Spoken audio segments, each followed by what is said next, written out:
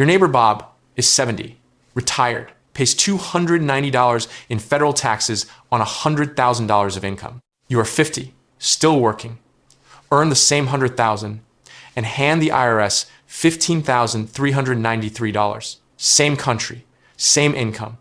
You pay 53 times more. That's the headline. But here's what the headline doesn't tell you. In a good year, with the right structure, Bob's federal tax bill doesn't drop to $290.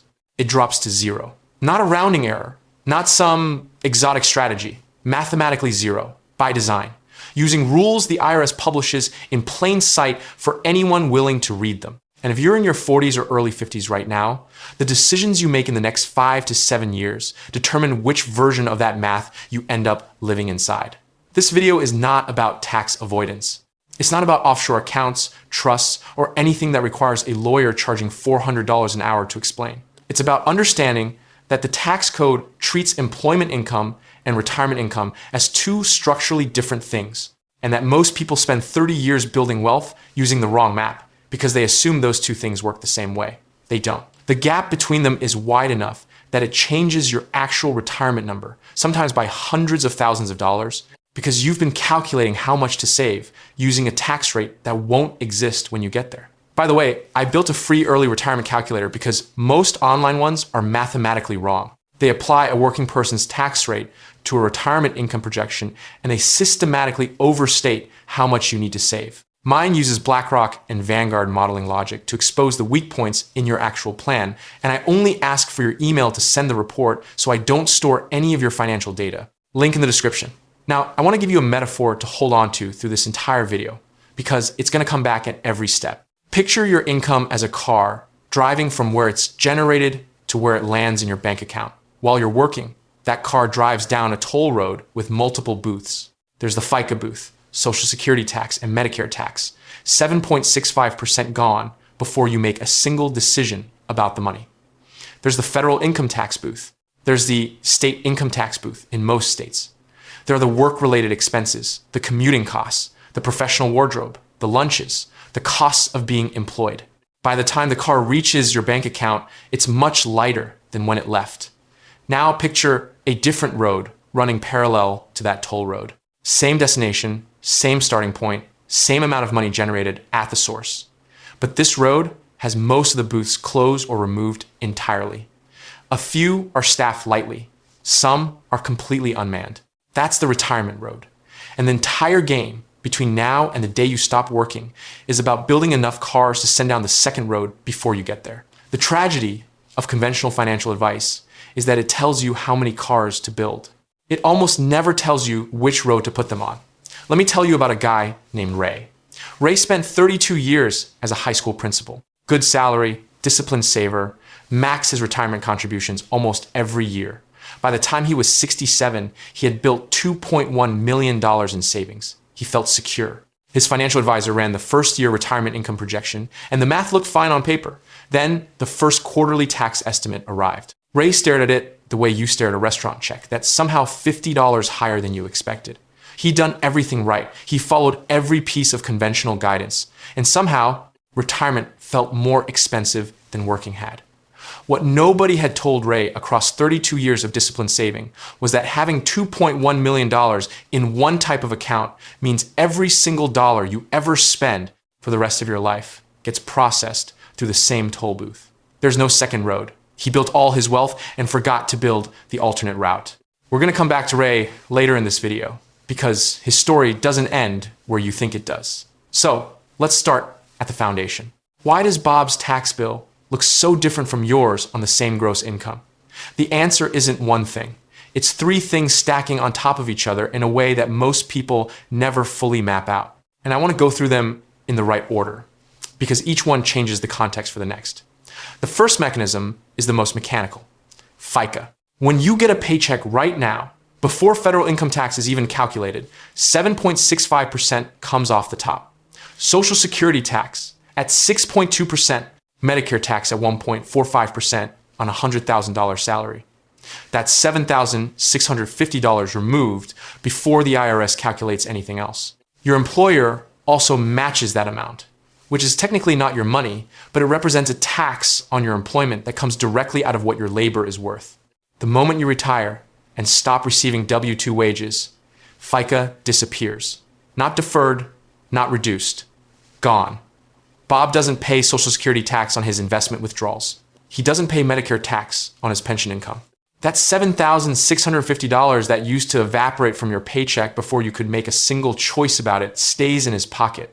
The people who dismiss this as a small thing are doing bad math. $7,650 a year, invested at a 7% average annual return over a 20-year retirement, compounds to over $300,000. The first toll booth closing isn't a rounding error. It's a car that gets to start its journey intact. The second layer is the standard deduction. In 2026, for a married couple filing jointly, the base standard deduction is approximately $30,000. But once you and your spouse both turn 65, the IRS adds a bonus deduction on top of the base for each of you, bringing the total to somewhere in the range of $32,000 to $33,000, depending on how inflation adjustments land. On its own, that's not dramatic. But here's how it functions inside a retirement income structure. Bob's Social Security income doesn't fully count as taxable income to begin with. Up to 85% of Social Security benefits are included in taxable income if your combined income crosses certain thresholds. And below those thresholds, the percentage drops to 50 or even 0. If Bob's income mix is structured carefully, the expanded standard deduction can shelter almost all of his taxable income before the IRS begins calculating what he owes. That's the second booth going unstaffed. The third layer is where the math becomes genuinely surprising. And this is the actual mechanism behind Bob's $290 federal tax bill. If your taxable income as a married couple filing jointly falls below roughly $94,500, your federal tax rate on long-term capital gains is exactly 0%. Not reduced, not deferred, 0. This means Bob can sell appreciated investments, the index funds and ETFs he's held since his 50s, and the federal government collects nothing on those gains. He's already used his deductions to shelter his Social Security and his modest traditional IRA draw. The remaining income comes from assets held longer than a year, moving through the 0% capital gains lane. The toll booth exists on the map. It's just closed for him. That is not a gray area. That is not aggressive planning. The IRS publishes that 0% rate in its standard annual tax tables. It was built into the code because Congress treats capital gains as a different category of income, one that went through corporate level taxation or originated from after-tax savings. The 0% bracket is there by design for people who structured their income around investment returns rather than wages. Most financial media doesn't lead with this because there's no product to sell you once you understand it. It's a rate. You either qualify for it or you don't. And whether you qualify depends on decisions you make today. Now connect all three layers. FICA evaporating off the top, the standard deduction expanding, the capital gains rate dropping to 0 if the income mix is right. Bob's $100,000 is coming down a road with most booths closed. Yours is coming down the road with every booth fully staffed. Same gross number at the source, completely different amount reaching the bank account. And the part that changes your retirement planning entirely is this. If Bob needs $100,000 a year to live the same lifestyle as you do today, he needs to generate significantly less gross income to get it because the roads he built carry the money more efficiently, which means your retirement number, the actual savings balance you need to fund your retirement, might be lower than what you've calculated. Not because retirement is cheaper, but because your net income in retirement can be a much higher percentage of your gross than it is today. Most retirement projections assume something close to your current effective tax rate, which is built around employment income. Apply a retired person's tax structure to the same gross withdrawal, and the effective rate can drop from around 20% to somewhere between 2 and 5%. That changes the math, sometimes significantly.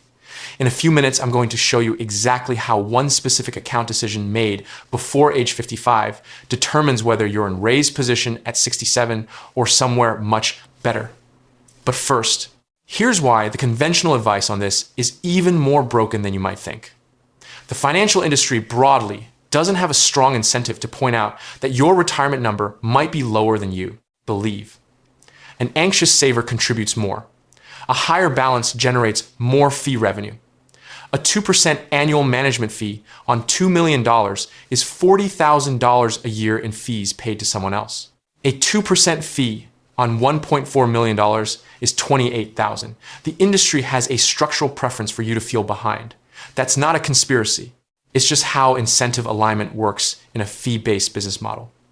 I say this as someone who has spent over a decade surrounded by accountants, fiscal lawyers, and investment managers who are all individually good people and collectively part of a system that profits from your uncertainty.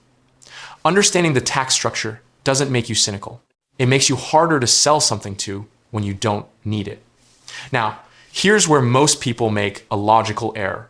They hear everything I've described and they think the solution is simple. Max out the 401k, let it grow, arrive at retirement, and collect the tax benefits. The 401k is the vehicle. The tax advantages are the destination. That logic is reasonable. It also misses the most important structural problem in retirement planning, and it's the one that turns a disciplined saver into someone who's frustrated at 68. The problem isn't how much you save. The problem is which bucket you put it in. Let me introduce you to Sarah. Sarah is 61.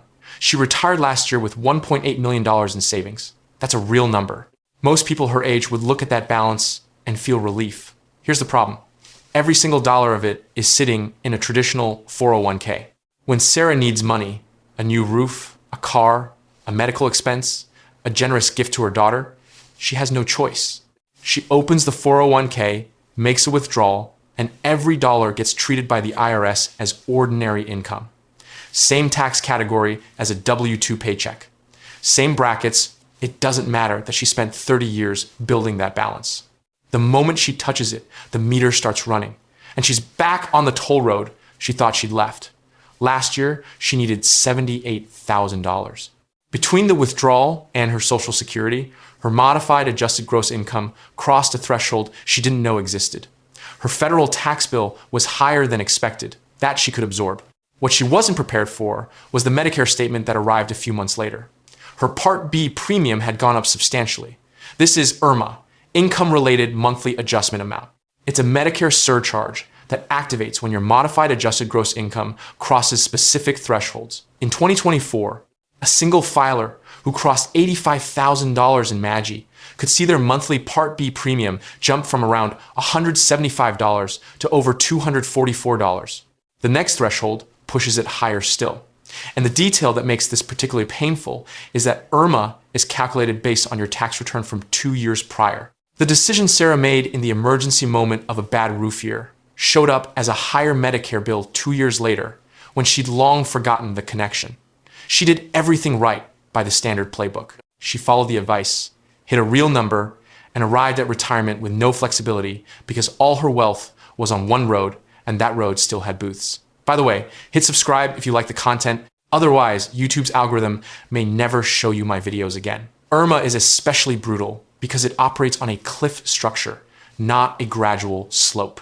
You can have $99,000 in MAGI and owe one amount to earn $103,000, and you jump to a materially higher premium.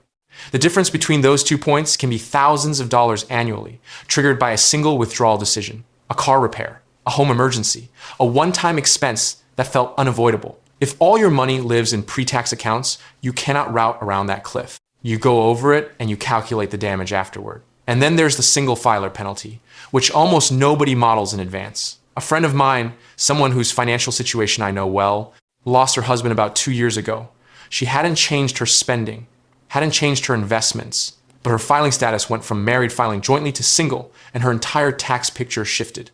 The income thresholds for capital gains, for IRMA, for how much Social Security counts as taxable, all of those cut roughly in half. In 2024, the 0% long-term capital gains threshold for a married couple was approximately $94,500. For a single filer, it was roughly $47,250. Same investment income, same behavior. Single filer pays 15% capital gains. Married couple pays 0. The code doesn't adjust for circumstance. Widowed, divorced, never married. The brackets don't care. For retirees who lose a spouse, this shift can cost $10,000 to $15,000 per year in additional taxes. not temporarily. Every subsequent year, because the thresholds don't follow you into your new situation. Serious retirement planning needs to model both scenarios. Most plans don't. This is where it gets really interesting, because here's the reversal that changes how you should think about all of this. You probably believe the problem is that you haven't saved enough. That's the story the financial industry tells, because it leads naturally to a solution they can provide. Save more, contribute more, buy more of the products we offer. But for a lot of people in their 40s and 50s who have been reasonably disciplined, the problem isn't the size of the balance. The problem is which bucket the balance is in. You may already have enough, or be closer to enough than you think, but you're holding it in the wrong container, which means a significant portion of it still belongs to the government, and you don't yet know what the bill will look like. There is a version of retirement, a common one, where you have done everything right by conventional advice, followed every standard recommendation, hit a number that looked great on paper, and you still end up with less flexibility than you expected because every withdrawal triggers a tax event you cannot avoid. You think the problem is the balance, but actually the problem is the bucket. Now here's something even more specific that most people don't plan for until it's already happening. At age 73, the IRS begins requiring you to make withdrawals from your traditional pre-tax accounts, whether you need the money or not. Required minimum distributions, or RMDs. The amount is calculated using a formula based on your balance and a life expectancy table the IRS updates periodically. You don't negotiate it, you don't opt out. And every dollar of it lands as ordinary income on your tax return. A traditional 401k balance of $2 million at age 73 produces a required minimum distribution of approximately $73,000 in year one. Add Social Security, add any pension. You can easily push into the 22 or even 24% federal bracket. IRMA gets triggered. The portion of Social Security included in taxable income rises, and if you have surviving spouse concerns, you're now looking at running all of those numbers through single filer brackets. The government built a withdrawal schedule for your money. If you only have one road, you're on that schedule, whether the timing suits you or not. The specific year that gets people most often is their first RMD year, 73, when they're simultaneously drawing Social Security and pulling the mandatory minimum from a large pre-tax account for the first time. I've seen this situation described by financial planners as the RMD collision. Multiple income sources converging in one tax year in a way that pushes someone into a bracket they weren't expecting and triggers surcharges they didn't anticipate. The collision is entirely predictable in retrospect. But by the time you're 73, the restructuring window is effectively closed. Let me show you what the difference actually looks like in real numbers, because abstractions only carry you so far. Take Marcus. He's 47, married, earns $120,000 a year as a project manager. His wife earns $80,000. Combined household income, $200,000. They've been diligently maxing out traditional 401ks for 14 years. Current combined balance, approximately $850,000. They feel reasonably good about this. They should. That's a real number built through real discipline. Here's the picture at 65 if the savings strategy doesn't change. That $850,000 grows to roughly $2.2 million by retirement, assuming a 7% average annual return over 18 years. Every dollar of that $2.2 million is pre-tax. Every dollar they spend in retirement is ordinary income. If they need $100,000 a year to live, $100,000 goes on their tax return as ordinary income. Medicare premiums are calculated based on their MAGI from 2 years prior. Social Security gets partially included in taxable income because their income is high enough to trigger it. Their effective tax rate on retirement income ends up looking surprisingly similar to today. The toll road still has most booths staffed because everything is flowing through the same channel. Now picture Marcus making one structural change this year. He redirects contributions above the employer match into the Roth 401k option his company already offers. And he opens a taxable brokerage account for surplus cash flow, filling it with a broad market index fund and leaving it alone. 18 years later, at 65, his total balance is similar in size, but it's distributed. Pre-tax in the traditional accounts, tax-free in the Roth, and taxable brokerage sitting on accumulated long-term gains. When they need $100,000 in retirement, they draw from multiple sources: Roth withdrawal, tax-free, no MAGI impact. Long-term gains from the brokerage at the 0% rate if their ordinary income stays below the threshold. A modest traditional account draw carefully sized to avoid IRMA. Their effective federal tax rate on $100,000 of retirement spending? Low single digits. The toll road is mostly empty. Same career, same income, same total savings rate. Different roads. The gap between those two outcomes isn't investment skill. It isn't luck. It's where each dollar was directed between 45 and 55. Now, for people who are already heavily weighted in pre-tax accounts, there is a specific repair strategy worth knowing about. It's called a Roth conversion ladder. The core idea is this. In the years between when you stop working and when Social Security begins, your taxable income often drops significantly. That's a window. During those low-income years, you can convert a portion of your traditional IRA or 401k into a Roth IRA, paying income tax on the converted amount at whatever bracket you happen to be in at that moment. If timed correctly, you might be converting at a 12 or even 10% marginal rate. The converted money then grows tax-free. Withdrawals later are tax-free. And because you've reduced the size of your pre-tax accounts, your future required minimum distributions at 73 are smaller, which means less forced ordinary income, less IRMAA exposure, less Social Security dragged into taxable territory.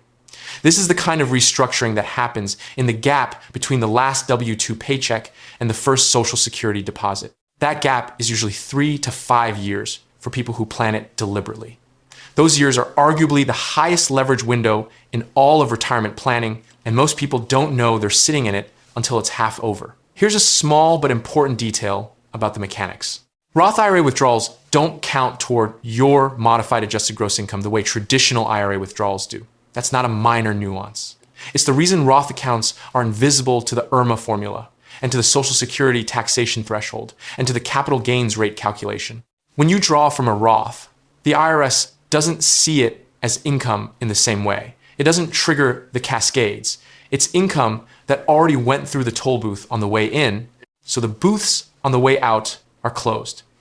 This is why the Roth road is not interchangeable with the traditional road from a retirement income perspective. Lower tax rates today feel like the argument for traditional contributions. But the flexibility and the MAGI invisibility of the Roth road in retirement is worth something that a current year tax deduction doesn't capture.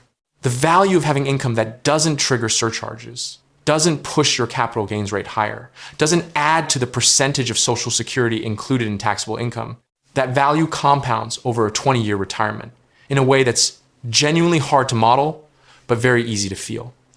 Now let me come back to Ray. Ray, the principal with $2.1 million in his traditional 401k and no other roads, was 67 when he retired. He had 2 years before Social Security would kick in.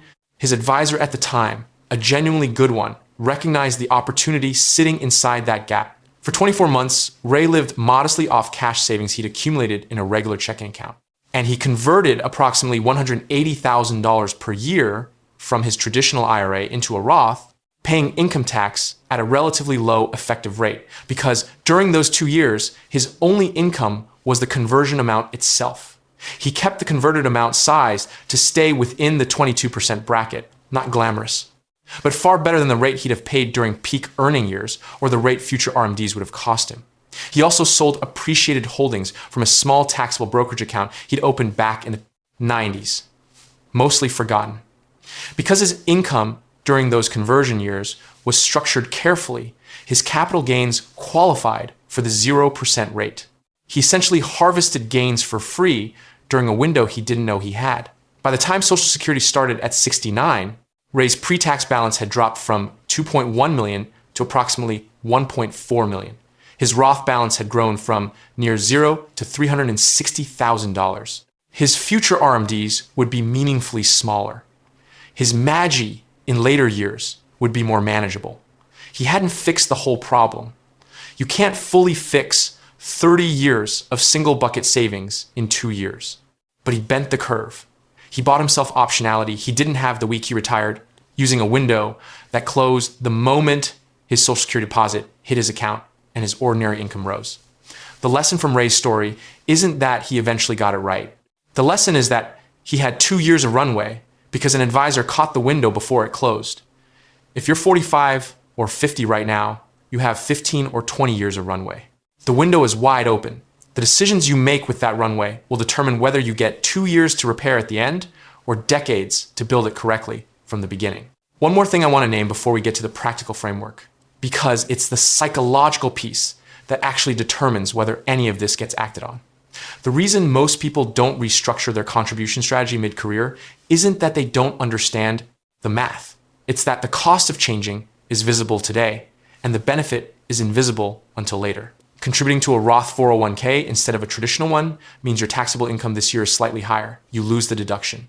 Your take-home pay might go down a small amount depending on your withholding. You feel that difference immediately. The benefit, the MAGI invisibility in retirement, the 0% capital gains access, the RMD flexibility that lands in your life somewhere around the year 2040. And human beings are not wired to feel a benefit that arrives in 2040 as strongly as they feel a cost that arrives this paycheck. This is not a character flaw. This is just how our decision-making architecture works. The financial system exploits this by making the pre-tax contribution the default because it feels better now. The immediate gratification of a lower tax bill today beats the abstract future benefit of flexibility at 73 every time, unless you understand the structure clearly enough to override it. That's the only reason I made this video, not to tell you to save more, but to make the future benefit concrete enough that it competes with the present cost. There's a version of retirement that feels like a series of forced choices. How much do I have to pull from the 401k this year? Will this push me into the next bracket? Will this trigger higher Medicare premiums? Is this the year I go over the Irma cliff?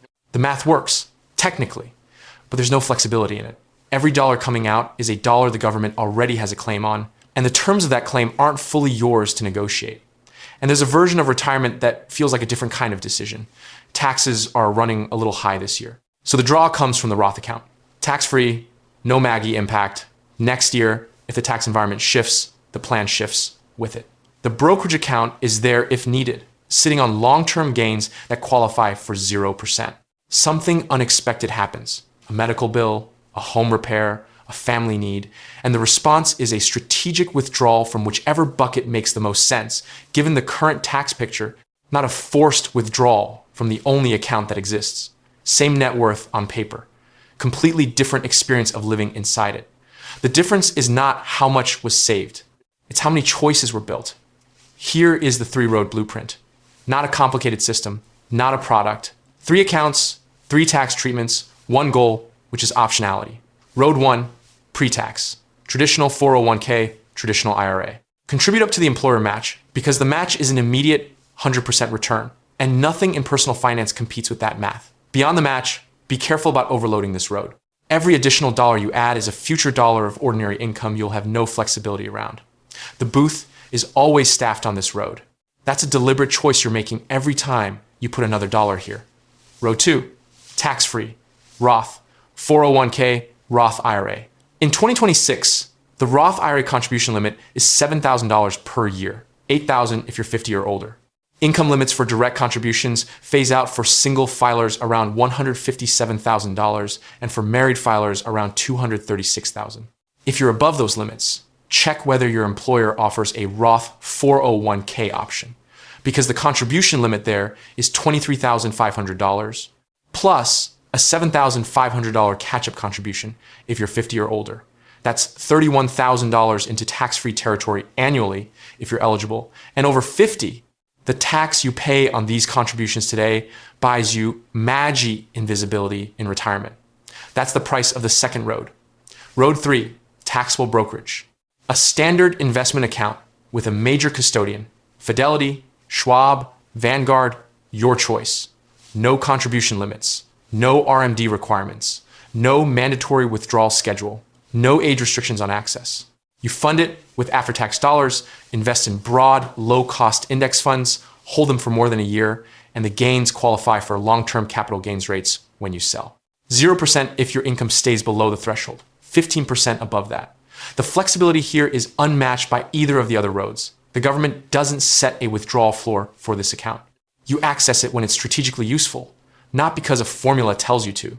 This is the road that allows Jane to take her European trip without a tax bill. It's also the road the financial system has the least incentive to tell you to build, because it's not a product, it's an account. You fill it with index funds and leave it alone. Boring, effective. The rough target is building enough in each of the three buckets that you have a meaningful choice each year about where your spending comes from. Not a precise 1/3, 1/3, 1/3 ratio. Just enough on each road that no single road is forced.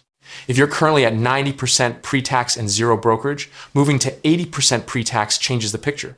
Moving to 70% changes it more. Each dollar redirected toward roads 2 and 3 buys future optionality. That's the trade you're making.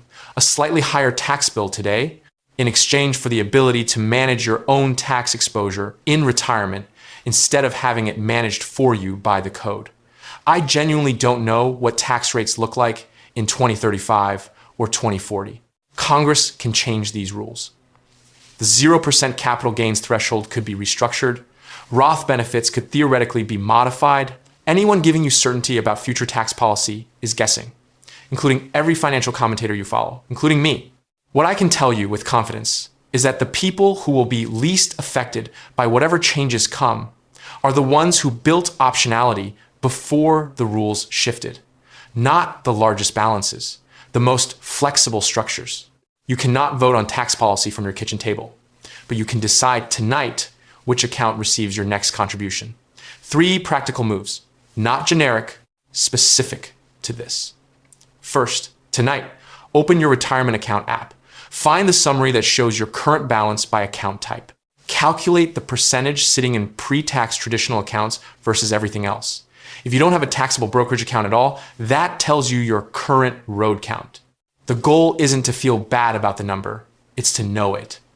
Second, if your employer offers a Roth 401k option, which most large employers do in 2026, log into your benefits portal and check whether you're currently using it. If you're exclusively in the traditional option, consider splitting your contribution. 50% traditional, 50% Roth as a starting point. You keep the employer match. You start building the second road. The impact of that split, sustained over 10 years with a reasonable balance and a normal market return, is substantial. Third, if you are within 15 years of retirement and your balance is heavily concentrated in pre-tax accounts, put a calendar reminder in your phone for the first year you expect to have lower income. A career transition, a planned leave, the early years of retirement. Label it Roth conversion window. When that lower income year arrives, model what you can convert and at what rate. That window may be worth more than any single investment decision you make between now and retirement. The system wasn't designed to make the second and third roads obvious. It was designed to make the first road the path of least resistance, because that's what's easy to administer at HR onboarding and easy to explain in a 30-minute benefits session. The complexity of the other roads works in the system's favor, not yours. Lazy investing built more fortune than crypto memes. Not because lazy investors got lucky, because they spent time building the right structure instead of chasing the fastest looking lane on the map. Bob's $290 tax bill isn't exciting. He's not going to tell you about it at a dinner party. He's going to be outside watering his roses before you've found your keys. The story that ends there started 20 years earlier with a boring decision about which account received a paycheck contribution. Not a dramatic move, not a complex strategy. A routing decision made once and maintained. That's the whole thing. And the time to make it is while you still have income, contribution, eligibility, and enough runway for the roads to build into something real. After that, you're working with whatever roads you already